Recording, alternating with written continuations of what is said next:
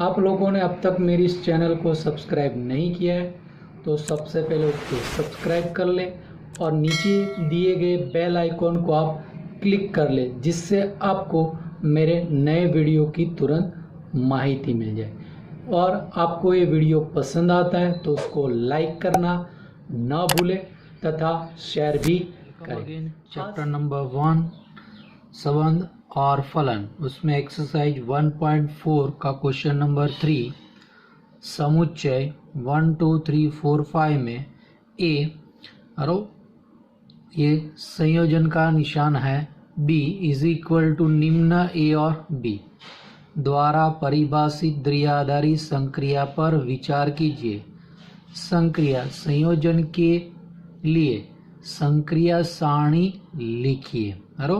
यानी स्टार की जगह पे यहाँ पे उल्टे वी जैसा सिंबल यहाँ पे दिया है। बराबर, अब आपको समुच्चय में क्या दिया है 1 2 3 4 5 और द्विआधारी संक्रिया की डेफिनेशन दी है ए संयोजन बी बराबर निम्न ए और बी में जो छोटा है वो।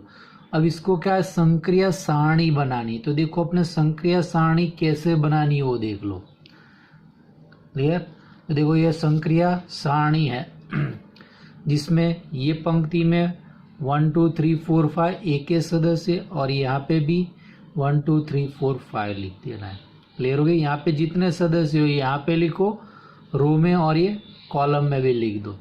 अब ये परिभाषा के हिसाब से ये 1 और 1 यहाँ पे आता है, तो 1 और 1 में छोटा कौन है 1 और 2 में छोटा कौन है 1 और 3 में छोटा 1 और 4 में छोटा 1 और 5 में छोटा 1। इसी तरह 2 और 1 में छोटा 1 2 और 2 में छोटा 2 और 3 में छोटा 2 और 4 में छोटा 2 और 5 में छोटा 2 3 और 1 में छोटा 1 3 और 2 में छोटा 3 और 3 में छोटा 3 और 4 में छोटा 3 और 5 में छोटा 3 4 और 1 में छोटा 1 4 और 2 में छोटा 4 और 3 में छोटा 4 और 4 में छोटा 4 और 5 में छोटा 5 और 1 में छोटा 5 और 2 में छोटा 5 और 3 में छोटा 5 और 4 में छोटा 5 और 5 में छोटा 5 है। क्लियर हो गई चीज? क्वेश्चन नंबर 4 समुच्चय 1 2 3 4 5 में निम्नलिखित सारणी संक्रिया सारणी 1.2 द्वारा परिभाषित द्विआधारी संक्रिया स्टार पर विचार कीजिए। यानी ये सारणी 1.2 आपको दिए स्टार 1 2 3 4 5, यहाँ पे भी 1 2 3 4 5, ये है 1 1 1 1 1, ये 1 2 1 2 1, 3 के सामने 1 1 3 1 1, 4 के सामने 1 2 1 4 1 और 5 के सामने 1 1 1 1 5 दिया है। अब उसमें क्या गया, फर्स्ट क्वेश्चन इसमें दिया है कोष्टक में 2 स्टार 3 स्टार 4 तथा 2 स्टार कोष्टक में 3 स्टार 4 का परिकलन कीजिए। क्लियर? तो फर्स्ट देखो 2 स्टार 3 स्टार 4, तो 2 स्टार 3 तो ये 2 और 3 ये दोनों कहाँ मिलते हैं 1 पे, तो आंसर आएगा 2 स्टार 3 का 1। अब 1 स्टार 4 तो ये 1 ये 4 कहाँ मिले 1 पे, तो इसका आंसर 1 है। अब 2 स्टार कोष्टक में 3 स्टार 4, तो पहले कोष्टक 3 स्टार ये 3 ये 4 ये कहाँ मिलेंगे यहाँ पे 1 पे, तो 2 स्टार 1 2 और 1 आंसर आया 1, तो 2 स्टार 1 इज इक्वल टू 1। क्या क्रम विनिमय है, ऐसा यहाँ पे सवाल पूछा है। तो यहाँ पे देखो सारणी पर से स्पष्ट है सभी पंक्तियों को अनुरूप स्तंभ में बदलने से सारणी बदलती नहीं है। तो देखो ये पहली पंक्ति 1 1 1 1 है तो ये 1 1 1 है, दूसरी पंक्ति 1 2 1 2 1 है तो 1 2 1 2 1 है, तीसरी पंक्ति 1 1 3 1 1 1 1 3 1 1, चौथी पंक्ति 1 2 1 4 1 1 2 1 4 1, और पांचवी पंक्ति 1 1 1 1 5 1 1 1 1 5। यानी पंक्ति और सम कैसे समान है तो वो क्या होता है, क्रम विनिमय होता है। नेक्स्ट है कोष्टक में 2 स्टार 3 स्टार 4 स्टार 5 कोष्टक का परिकलन कीजिए। तो 2 स्टार 3 स्टार 4 स्टार 5, 2 स्टार 3 तो ये 2 और 3 का मिले 1 पे तो ये 1 स्टार, 4 स्टार 5 4 और ये 5 का मिले 1 पे 1, और 1 स्टार 1 1 होता है। क्लियर। क्वेश्चन नंबर 5, मान लीजिए कि समुच्चय 1 2 3 4 5 में एक द्विआधारी संक्रिया star dash A star dash B is equal to A तथा बी का HCF यानी मस द्वारा परिभाषित है। क्या संक्रिया स्टार डैश उपयुक्त प्रश्न 4 में परिभाषित संक्रिया स्टार के समान है? अपने उत्तर का औचित्य भी बतलाइए। अब समुच्चय दिया A is equal to 1 2 3 4 5, A star dash B is equal to A तथा बी का HCF यानी मस। अब इसका सारणी कोष्टक अपने बनाते हैं। तो यहाँ पे देखो अपने पहले उसको पंक्ति और सम में लिख दो। ये स्टार डैश ये समुच्चय में 1 2 3 4 5 तो 1 2 3 4 5, यहाँ पे भी 1 2 3 4 5। तो 1 और 1 का HCF मस 1, 1 और 2 का 1, 1 और 3 का 1, 1 और 4 का 1 और 1 और 5 का 1। तो ये पंक्ति है वही उसको स्तंभ में लिख दो। क्लियर। अब यहाँ पे आएगा 2 और 2 का मस 2, 2 और 3 में कॉमन कौन आएगा 1 क्योंकि 2 इंटू 1 और 3 इंटू 1। 2 और 4 में कॉमन कौन आएगा 2, 2 इंटू 1 उसमें 2 इंटू 2 इंटू 1 यानी 2 कॉमन है। 2 और 5 में 1 आएगा। क्लियर। चलो तो ये 1 2 1 2 1, तो ये 1 2 1 2 1। अब यहाँ पे 3 और 3 का मस 3, 3 और 4 में 1 कॉमन है, 3 और 5 में भी कॉमन कौन है 1 है। क्लियर। तो यहाँ पे आपके पास क्या आ जाएगा 3 1 1, तो ये 3 1 1। अब 4 और 4 में 4, 4 और 5 में 1 कॉमन इसलिए 1, ये 4 1 तो 4 और 5 और 5 में 5। तो यही आपका सारणिक कोष्टक जो है वही आपके पास एक्सरसाइज 4 में एग्जाम्पल नंबर 4 में था। यही सारणी प्रश्न नंबर 4 में परिभाषित संक्रिया स्टार के समान है। क्वेश्चन नंबर 6, मान लीजिए कि n में एक द्विआधारी संक्रिया star A star B is equal to A तथा बी का LCM द्वारा परिभाषित है। तो निम्नलिखित ज्ञात कीजिए। फर्स्ट है 5 स्टार 7 20 स्टार 16। क्या संक्रिया स्टार क्रम विनिमय? सेकेंड, क्या संक्रिया स्टार साहचर्य है? n में स्टार का तत्समक अवयव ज्ञात कीजिए।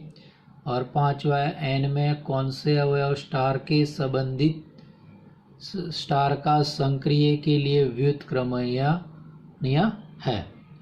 अब यहाँ पे n पे का है तो a is equal to n star आपका फंक्शन है n क्रॉस n से n, a star b is equal to a तथा b का LCM। तो उसमें पहले अपने सेकंड देख लो। तो b स्टार a तो b तथा a का LCM, तो b स्टार a तो a तथा b का LCM, b तथा a का LCM लोग हो गया a तथा b का LCM। तो b star a is equal to a star b, therefore star क्या हो गया क्रम विनिमय है। अब उसमें फर्स्ट था 5 स्टार 7, 5 स्टार 7 5 तथा 7 का LCM यानी लस, तो कितना है 7 और 5 35। 20 स्टार 16 तो 20 तथा 16 का LCM, 20 तथा 16 का LCM आप ढूंढोगे मस, तो कितना आएगा 80 आएगा। क्लियर। क्योंकि ये 4 गुणा 4 ये दोनों में है अरो, फिर यहाँ से 5 लेना पड़ेगा और यहाँ से दूसरा 4 अरो, इसलिए आपके पास कितना आ जाएगा 80 आ जाएगा। 4 4 और 5 यानी 16 पंचे 80। चलो सेकेंड है तीसरा आप साहचर्य की बात करते। तो ए स्टार बी कोष्टक में बी स्टार सी, तो ए स्टार कोष्टक में बी तथा सी का एलसीएम। अब ये तथा बी तथा सी का एलसीएम, तो इसका मतलब क्या, ए बी सी का एलसीएम। अपने आप छोटी कक्षाओं में पढ़े होंगे, दो संख्याओं का एलसीएम या तो तीन संख्याओं का एलसीएम या तो चार संख्याओं का एलसीएम आप एक साथ ढूंढ सकते हो। क्लियर। इसी तरह ए स्टार बी कोष्टक में star C is equal to A तथा बी का एलसीएम स्टार सी, तो ए बी का एलसीएम तथा सी का LCM, therefore A B C का एलसीएम, तो दोनों सेम हो गए। तो ए स्टार कोष्टक में B star C is equal to A star B star C, तो स्टार साहचर्य है। अब तत्समक अवयव की बात कर रहे हैं, तो उसमें क्या करना होगा, आपको मान लेने का है कि ई या स्टार का तत्समक अवयव है। अब उसकी डेफिनेशन क्या है, A star E is equal to E star A is equal to A, तो वही अप्लाई करो, A star E is equal to A, E star A is equal to. अब ए को आपको ढूंढना, ई को ढूंढना होगा, तो डेफिनेशन लगाओ स्टार पे, तो क्या है, ए और बी का एलसीएम, तो ए ई है, तो ए तथा ई का एलसीएम बराबर है, यहाँ पे ई तथा ए का एलसीएम क्या होगा, ए। तो इसका मतलब क्या है, प्रत्येक ए बिलोंग्स टू एन, यह ई से भाज्य है। अरे ये एलसीएम, इसका मतलब क्या हुआ, प्रत्येक ए ई से भाज्य, तो ई बराबर 1 ले लो, यानी प्रत्येक संख्या 1 से भाज्य होती है, तो ये तत्समक सदस्य आपका क्या आया, 1 आया। अब प्रतिलोम की बात करें, तो माना कि ए बिलोंग्स टू एन का प्रतिलोम बी है, तो प्रतिलोम की डेफिनेशन लगाओ, A star B is equal to B star A is equal to E. अब ई बराबर 1 है, तो 1, तो A star B is equal to 1, तो ए और बी का एलसीएम 1 है। तो कोई भी दो संख्याओं का एलसीएम 1 कब होगा, जब वो दोनों 1 होगी तो ही, बाकी पॉसिबल नहीं है। तो ए इक्वल टू 1 और बी इक्वल टू 1, देयरफॉर केवल 1 बिलोंग्स टू 1 का ही प्रतिलोम अवयव का अस्तित्व है, तो 1 का प्रतिलोम बराबर 1 होता है। क्वेश्चन नंबर 7, क्या समुच्चय 1 2 3 4 5 में A star B is equal to A तथा बी का एलसीएम द्वारा परिभाषित स्टार एक द्विआधारी संक्रिया है, अपने उत्तर का औचित्य भी बतलाइए। तो आपको समुच्चय क्या दिया, ए इक्वल टू 1 2 3 4 5, तो स्टार क्या होगा, ए क्रॉस ए से ए का फलन, और आपके पास A star B is equal to A तथा बी का एलसीएम।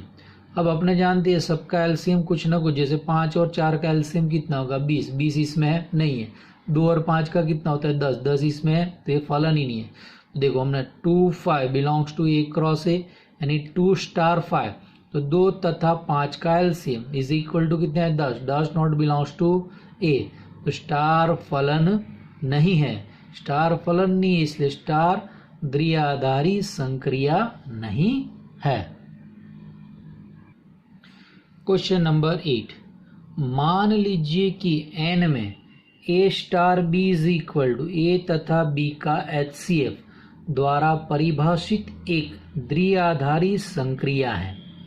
क्या स्टार क्रम विनिमय है, क्या स्टार साहचर्य है, क्या n में इस द्विआधारी संक्रिया के तत्समक का अस्तित्व है। अब आपको डेफिनेशन किस पे दिए, n पर, तो स्टार n क्रॉस n से n का फंक्शन है, और ए स्टार बी की डेफिनेशन दिए ए तथा बी का एचसीएफ। तो पहले क्रम विनिमय, ए स्टार बी तो दिया है, तो बी स्टार ए, तो बी तथा ए का एचसीएफ यानी मौसा। अब एक 2 का मौसा ढूंढो कि 2 1 का मौसा, एक ही चीज होती है, तो यानी ए तथा बी का एचसीएफ, तो ए स्टार बी, तो B star A is equal to A star B, तो स्टार क्रम विनिमय है। अब अपने क्या करते हैं, साहचर्य की बात करते हैं, तो ए स्टार कोष्टक में B star C is equal to A star कोष्टक में बी तथा सी का एचसीएफ, बी स्टार सी। अब ये दोनों पहले, तो ए तथा बी तथा सी का एचसीएफ का एचसीएफ, यानी ये तीनों का एचसीएफ एक साथ, तो ए बी सी का एचसीएफ, क्योंकि 1 2 का एचसीएफ ढूंढो, उसको फिर बाद में 3 के साथ ढूंढो, या तो 1 2 3 का एचसीएफ एक साथ ढूंढो तो भी चलता है। अब ये कोष्टक में A star B star C is equal to कोष्टक में ए तथा बी का एचसीएफ स्टार सी। तो यहाँ पे ए तथा बी का HCF तथा सी का HCF, इसका मतलब ए बी सी का HCF। तो ए स्टार कोष्टक में B star C is equal to A कोष्टक में A star B star C. तो स्टार साहचर्य है। क्लियर। अब तत्समक की बात करें कि माना कि E बिलोंग्स टू N, यह स्टार का तत्समक अवयव है। तो A star E is equal to A. तो ए तथा E का HCF ए है। तो E यह प्रत्येक ए बिलोंग्स टू N से भाज्य हो, यह संभव नहीं है। HCF में ऐसा कभी भी बनेगा नहीं। हाँ, LCM होगा तो ये भाज्य की बात आ सकती है, तो वन को सबसे भाग दे सकते हो, लेकिन E यहाँ पे क्या दिया HCF। तो E यह प्रत्येक ए बिलोंग्स टू N से भाज्य है, यह संभव नहीं है। यानी E को A से भाज्य करना है। तो यहाँ पे स्टार में N का तत्समक अवयव संभव नहीं है, अस्तित्व नहीं है। तो इतना याद रखो, LCM में E बराबर 1 मिलता है, लेकिन HCF में E का अस्तित्व नहीं है। और LCM में खाली 1 का प्रतिलोम 1 होता है और HCF में तत्समक ही नहीं मिल रहा है, इसलिए उसका प्रतिलोम भी मिलेगा नहीं। क्लियर हो गया चीज। तो ये अपने बाकी के क्वेश्चन नेक्स्ट एपिसोड में देखेंगे। Thank you.